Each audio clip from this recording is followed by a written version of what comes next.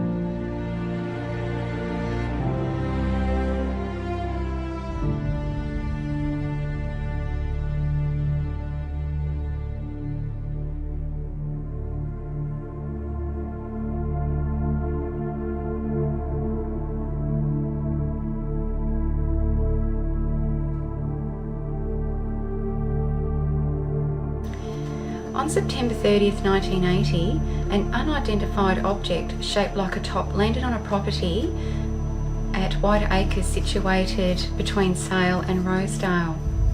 George Blackwell, a farmhand and a caretaker of the property, witnessed something extraordinary in the early hours of that particular morning.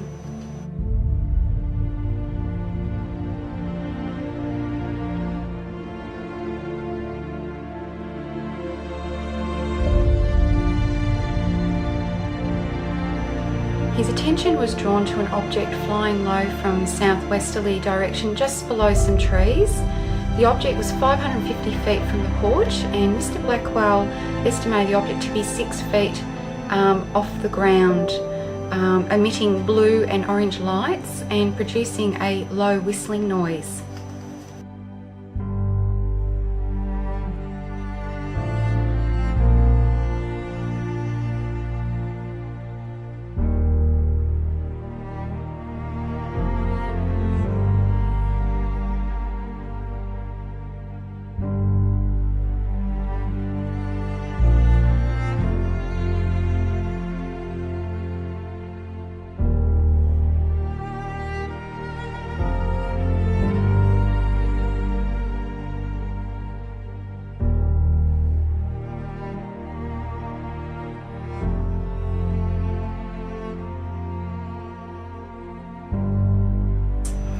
After opening up several gates and getting within 150 metres of the object, Mr. Blackwell said he experienced an unusual body sensation similar to that of jelly on a plate. Everything was trembling. The whistling noise coming from the object was so great that Mr. Blackwell had to cover his ears, and while he was just watching it for some 3 minutes, some material was seen to have fallen to the ground as the object took off, and leaving stones, weed and cow manure overturned in the rush of the object taking off. Sitting there stunned at what he'd just witnessed, Mr. Blackwell watched the UFO as it left due east, where it gradually faded from view.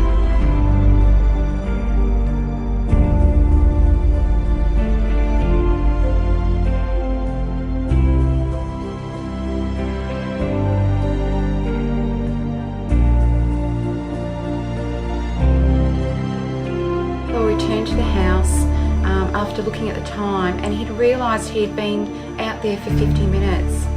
The watch he'd been wearing had stopped several times, and his legs were shaking when he went back to bed.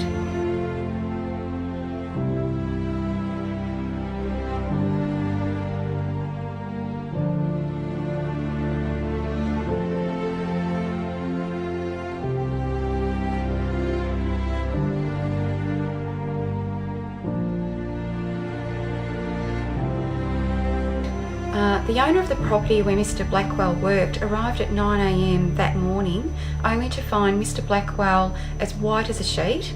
And after explaining what had occurred in the early hours of that morning, together they went and inspected some markings on the ground, and the account was reported to the Gippsland Times and made the front page on the 1st of October 1980, and GTV Channel 9 TV crew had also visited the property within a couple of days after the incident.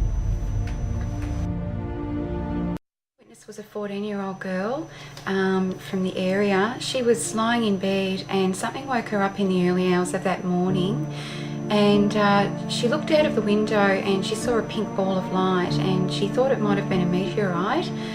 It was over in the northwest, and she said it was larger than a star and smaller than the moon, and then it remained stationary, and after that she went back to sleep, but did report it.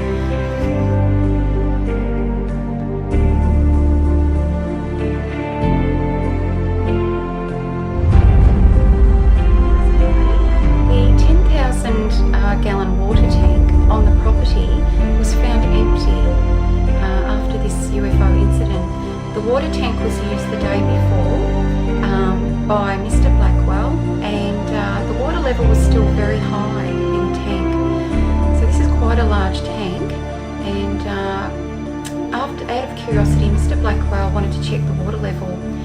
He checked the level by climbing on a ladder, and there it was confirmed that the water had disappeared and had left a swirl of muddy residue piled up to a height of 60 centimetres.